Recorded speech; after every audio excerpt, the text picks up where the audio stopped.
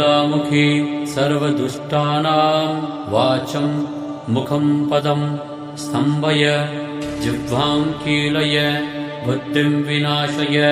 ह्रीं ॐ स्वाहा ॐ ह्रीं बहुलामुखी सर्वदुष्टानां वाचं मुखं पदं स्तम्भय जिह्वां कीलय बुद्धिं विनाशय ह्रीं ॐ स्वाहा ॐ ह्रीं बहुलामुखी सर्वदुष्टानां वाचं मुखं पदं स्तम्भय जिह्वां कीलय बुद्धिं विनाशय ह्रीं ॐ स्वाहा ॐ ह्रीं बहुलामुखी सर्वदुष्टानां वाचं मुखं पदं स्तम्भय जिह्वां कीलय बुद्धिं विनाशय ह्रीं ॐ स्वाहा ॐ ह्रीं बहुलामुखी सर्वदुष्टानां वाचं मुखं पदं स्तम्भय जिह्वां कीलय बुद्धिं विनाशय ह्रीं ॐ स्वाहा ॐ ह्रीं बहुलामुखी सर्वदुष्टानां वाचं मुखं पदं स्तम्भय जिह्वां कीलय बुद्धिं विनाशय ह्रीं ॐ स्वाहा ॐ ह्रीं बहुलामुखी सर्वदुष्टानां वाचं मुखं पदं स्तम्भय जिह्वां कीलय बुद्धिं विनाशय ह्रीं ॐ स्वाहा ॐ ह्रीं बहुलामुखी सर्वदुष्टानां वाचं मुखं पदं स्तम्भय जिह्वां कीलय बुद्धिं विनाशय ह्रीं ॐ स्वाहा ॐ ह्रीं बहुलामुखी सर्वदुष्टानां वाचं मुखं पदं स्तम्भय जिह्वां कीलय बुद्धिं विनाशय ह्रीं ॐ स्वाहा ॐ ह्रीं बहुलामुखी सर्वदुष्टानां वाचं मुखं पदं स्तम्भय जिह्वां कीलय बुद्धिं विनाशय ह्रीं ॐ स्वाहा ॐ ह्रीं बहुलामुखी सर्वदुष्टानां वाचं मुखं पदं स्तम्भय जिह्वां कीलय बुद्धिं विनाशय ह्रीं ॐ स्वाहा ॐ ह्रीं बहुलामुखी सर्वदुष्टानां वाचं मुखं पदं स्तम्भय जिह्वां कीलय बुद्धिं विनाशय ह्रीं ॐ स्वाहा ॐ ह्रीं बहुलामुखी सर्वदुष्टानां वाचं मुखं पदं स्तम्भय जिह्वां कीलय बुद्धिं विनाशय ह्रीं ॐ स्वाहा ॐ ह्रीं बहुलामुखी सर्वदुष्टानां वाचं मुखं पदं स्तम्भय जिह्वां कीलय बुद्धिं विनाशय ह्रीं ॐ स्वाहा ॐ ह्रीं बहुलामुखी सर्वदुष्टानां वाचं मुखं पदं स्तम्भय जिह्वां कीलय बुद्धिं विनाशय ह्रीं ॐ स्वाहा ॐ ह्रीं बहुलामुखी सर्वदुष्टानां वाचं मुखं पदं स्तम्भय जिह्वां कीलय बुद्धिं विनाशय ह्रीं ॐ स्वाहा ॐ ह्रीं बगुलामुखी सर्वदुष्टानां वाचं मुखं पदं स्तम्भय जिह्वां कीलय बुद्धिं विनाशय ह्रीं ॐ स्वाहा ॐ ह्रीं बगुलामुखी सर्वदुष्टानां वाचं मुखं पदं स्तम्भय जिह्वां कीलय बुद्धिं विनाशय ह्रीं ॐ स्वाहा ॐ ह्रीं बगुलामुखी सर्वदुष्टानां वाचं मुखं पदं स्तम्भय जिह्वां कीलय बुद्धिं विनाशय ह्रीं ॐ स्वाहा ॐ ह्रीं बगुलामुखी सर्वदुष्टानां वाचं मुखं पदं स्तम्भय जिह्वां कीलय बुद्धिं विनाशय ह्रीं ॐ स्वाहा ॐ ह्रीं बगुलामुखी सर्वदुष्टानां वाचं मुखं पदं स्तम्भय जिह्वां कीलय बुद्धिं विनाशय ह्रीं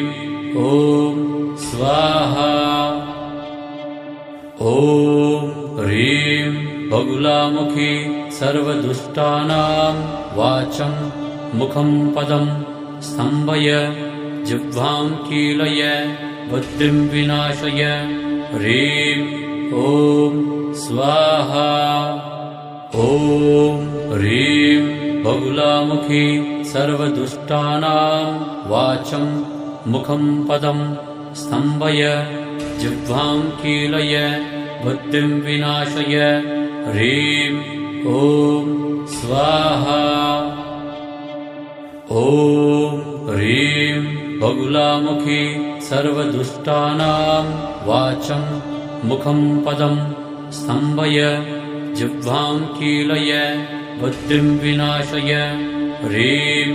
ॐ स्वाहा ॐ ह्रीं बगुलामुखी सर्वदुष्टानां वाचं मुखं पदं स्तम्भय जिह्वां कीलय बुद्धिं विनाशय ह्रीं ॐ स्वाहा ॐ ह्रीं बगुलामुखी सर्वदुष्टानां वाचं मुखं पदं स्तम्भय जिह्वां कीलय बुद्धिं विनाशय ह्रीं ॐ स्वाहा ॐ ह्रीं बगुलामुखी सर्वदुष्टानां वाचं मुखं पदं स्तम्भय जिह्वां कीलय बुद्धिं विनाशय ह्रीं ॐ स्वाहा ॐ ह्रीं बगुलामुखी सर्वदुष्टानां वाचं मुखं पदं स्तम्भय जिह्वां कीलय बुद्धिं विनाशय ह्रीं ॐ स्वाहा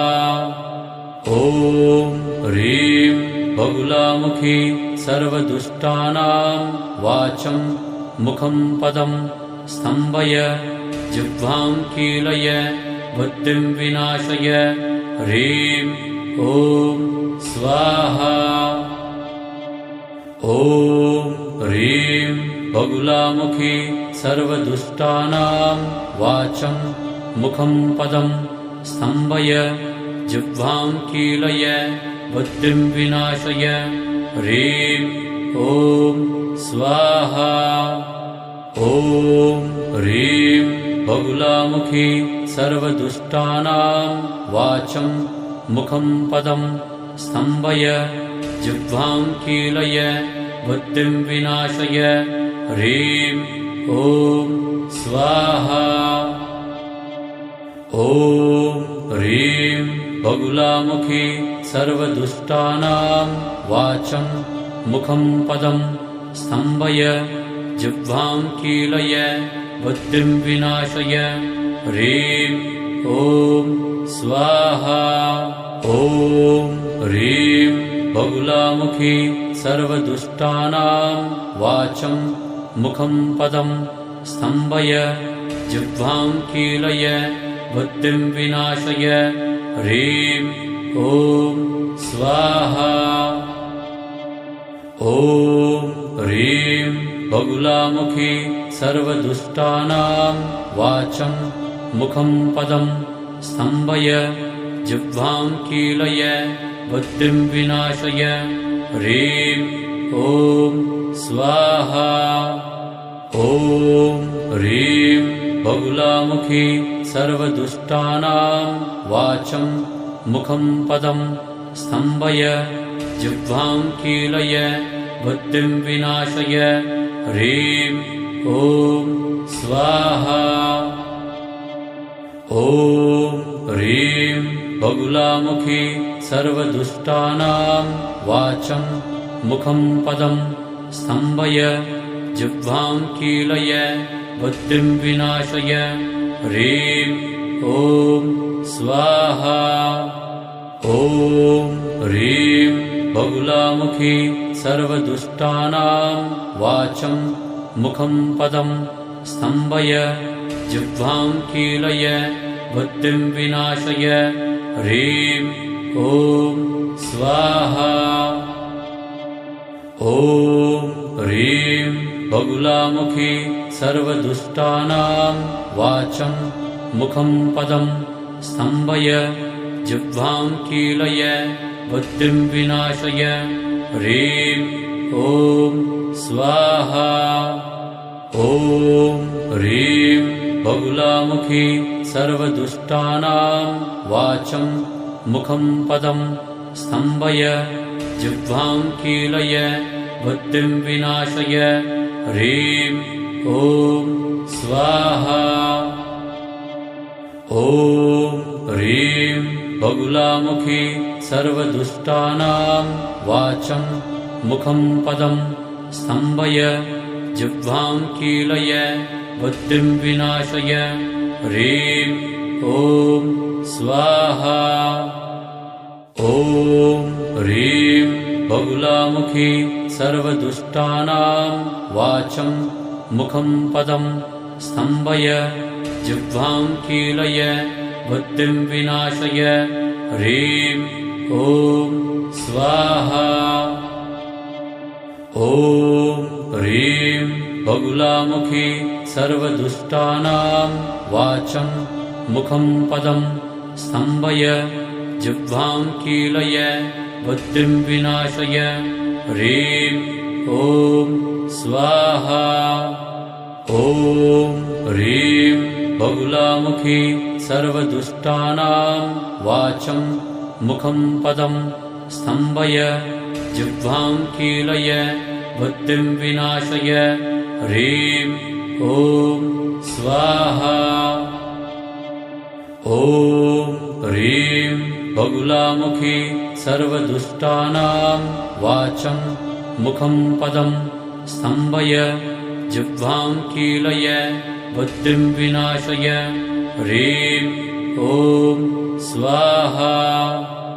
ॐ ह्रीं बगुलामुखी सर्वदुष्टानां वाचं मुखं पदं स्तम्भय जिह्वां कीलय बुद्धिं विनाशय ह्रीं ॐ स्वाहा ॐ ह्रीं बगुलामुखी सर्वदुष्टानां वाचं मुखं पदं स्तम्भय जिह्वां कीलय बुद्धिं विनाशय ह्रीं ॐ स्वाहा ॐ ह्रीं बगुलामुखी सर्वदुष्टानां वाचं मुखं पदं स्तम्भय जिह्वां कीलय बुद्धिं विनाशय ह्रीं ॐ स्वाहा ॐ ह्रीं बगुलामुखी सर्वदुष्टानां वाचं मुखं पदं स्तम्भय जिह्वां कीलय बुद्धिं विनाशय ह्रीं ॐ स्वाहा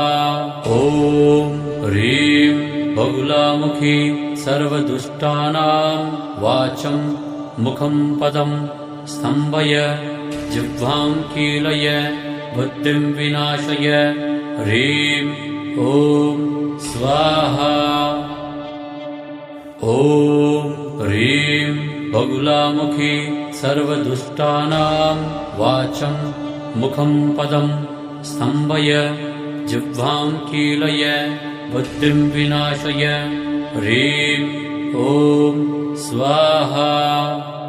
ॐ ह्रीं बगुलामुखी सर्वदुष्टानां वाचं मुखं पदं स्तम्भय जिह्वां कीलय बुद्धिं विनाशय ह्रीं ॐ स्वाहा ॐ ह्रीं बगुलामुखी सर्वदुष्टानां वाचं मुखं पदं स्तम्भय जिह्वां कीलय बुद्धिं विनाशय ह्रीं ॐ स्वाहा ॐ ह्रीं बगुलामुखी सर्वदुष्टानां वाचं मुखं पदं स्तम्भय जिह्वां कीलय बुद्धिं विनाशय ह्रीं ॐ स्वाहा ॐ ह्रीं बगुलामुखी सर्वदुष्टानां वाचं मुखं पदं स्तम्भय जिह्वां कीलय बुद्धिं विनाशय ह्रीं ॐ स्वाहा ॐ ह्रीं बगुलामुखी सर्वदुष्टानां वाचं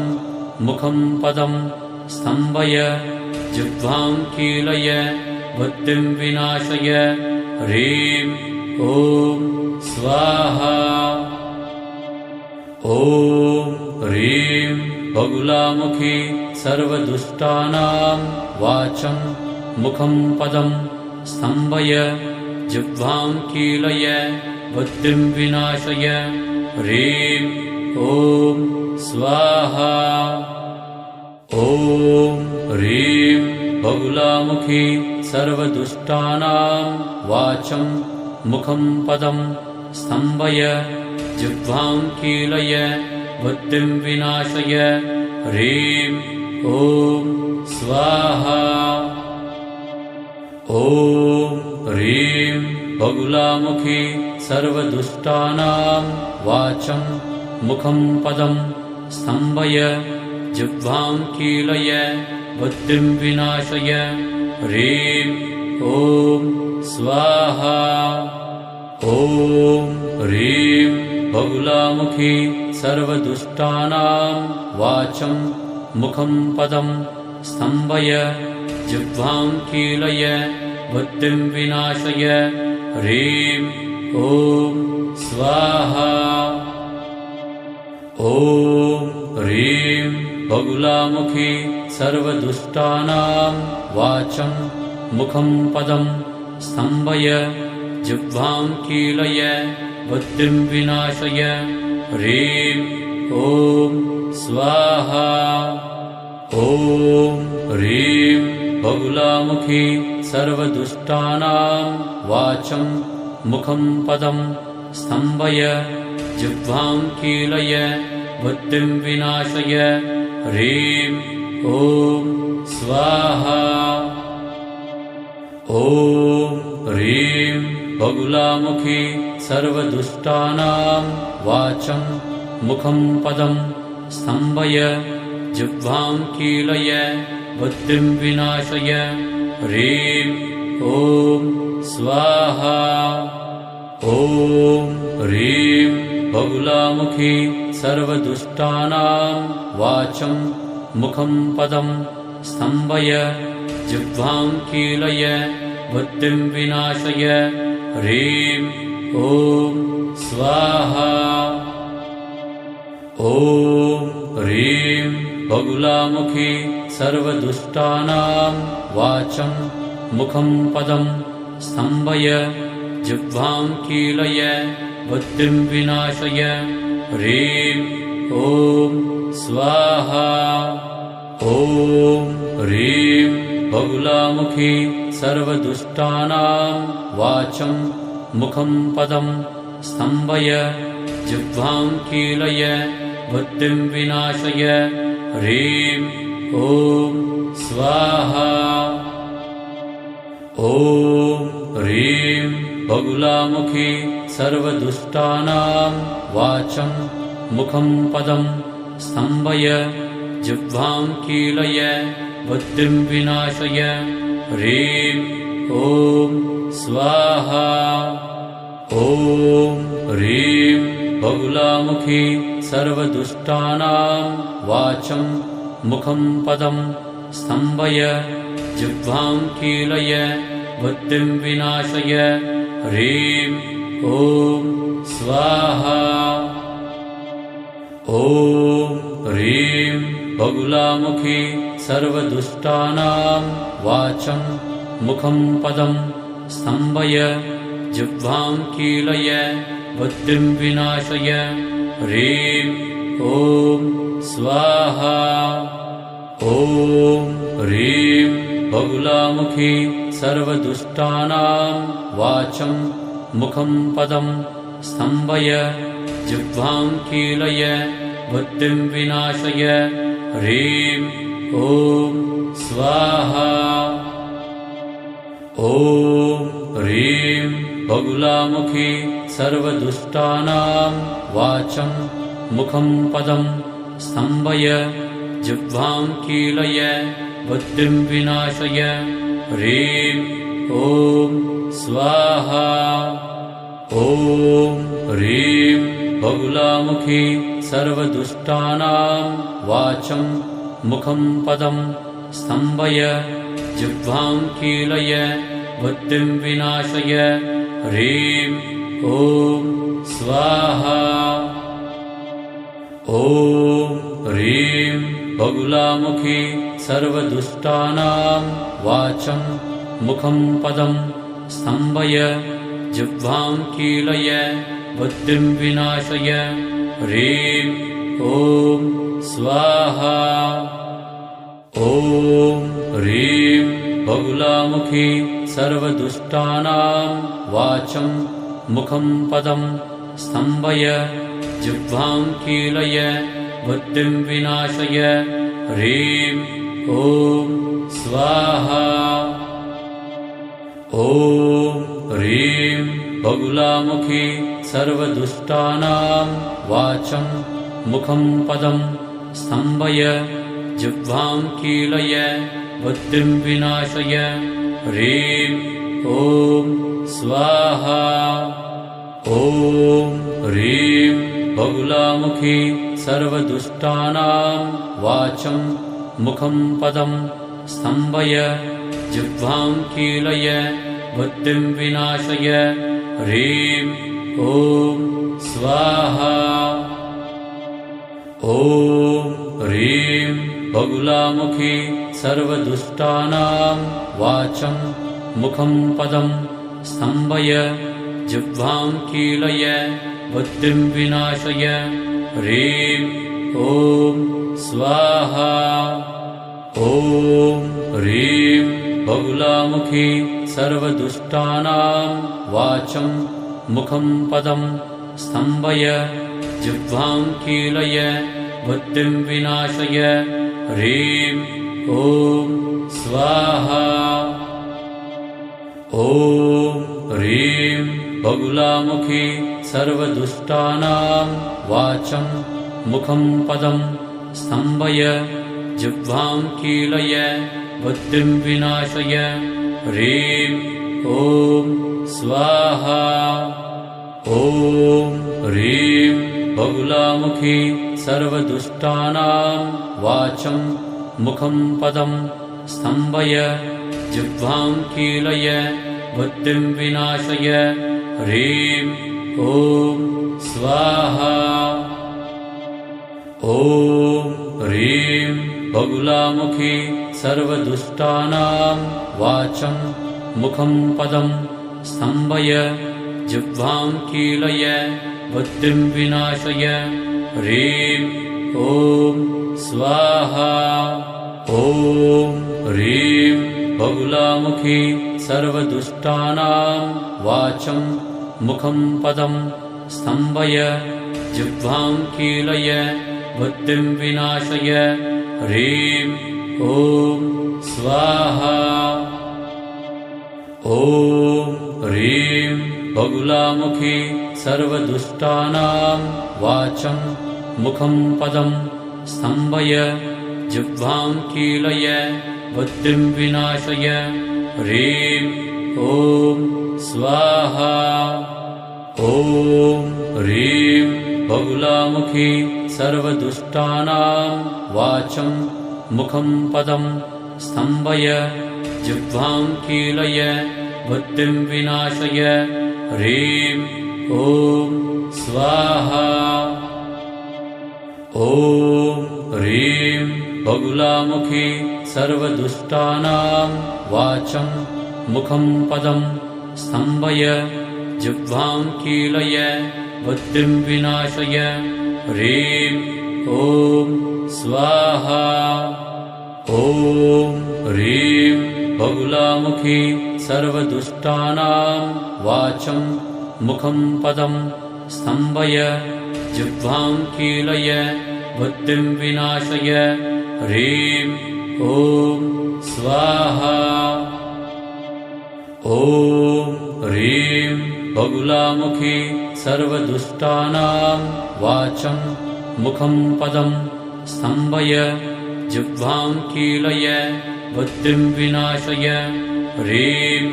ॐ स्वाहा। ॐ ह्रीं बगुलामुखी सर्वदुष्टानां वाचं मुखं पदं स्तम्भय जिह्वां कीलय बुद्धिं विनाशय ह्रीं ॐ स्वाहा। ॐ ह्रीं बगुलामुखी सर्वदुष्टानां वाचं मुखं पदं स्तम्भय जिह्वां कीलय बुद्धिं विनाशय ह्रीं ॐ स्वाहा। ॐ ह्रीं बगुलामुखी सर्वदुष्टानां वाचं मुखं पदं स्तम्भय जिह्वां कीलय बुद्धिं विनाशय ह्रीं ॐ स्वाहा। ॐ ह्रीं बगुलामुखी सर्वदुष्टानां वाचं मुखं पदं स्तम्भय जिह्वां कीलय बुद्धिं विनाशय ह्रीं ॐ स्वाहा। ॐ ह्रीं बगुलामुखी सर्वदुष्टानां वाचं मुखं पदं स्तम्भय जिह्वां कीलय बुद्धिं विनाशय ह्रीं ॐ स्वाहा। ॐ ह्रीं बगुलामुखी सर्वदुष्टानां वाचं मुखं पदं स्तम्भय जिह्वां कीलय बुद्धिं विनाशय ह्रीं ॐ स्वाहा। ॐ ह्रीं बगुलामुखी सर्वदुष्टानां वाचं मुखं पदं स्तम्भय जिह्वां कीलय बुद्धिं विनाशय ह्रीं ॐ स्वाहा।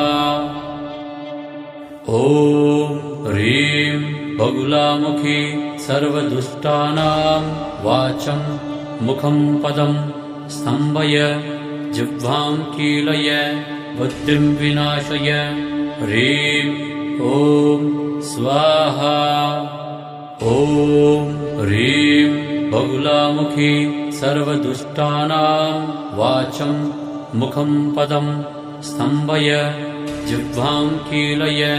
बुद्धिं विनाशय ह्रीं ॐ स्वाहा। ॐ ह्रीं बगुलामुखी सर्वदुष्टानां वाचं मुखं पदं स्तम्भय जिह्वां कीलय बुद्धिं विनाशय ह्रीं ॐ स्वाहा। ॐ ह्रीं बगुलामुखी सर्वदुष्टानां वाचं मुखं पदं स्तम्भय जिह्वां कीलय बुद्धिं विनाशय ह्रीं ॐ स्वाहा। ॐ ह्रीं बगुलामुखी सर्वदुष्टानां वाचं मुखं पदं स्तम्भय जिह्वां कीलय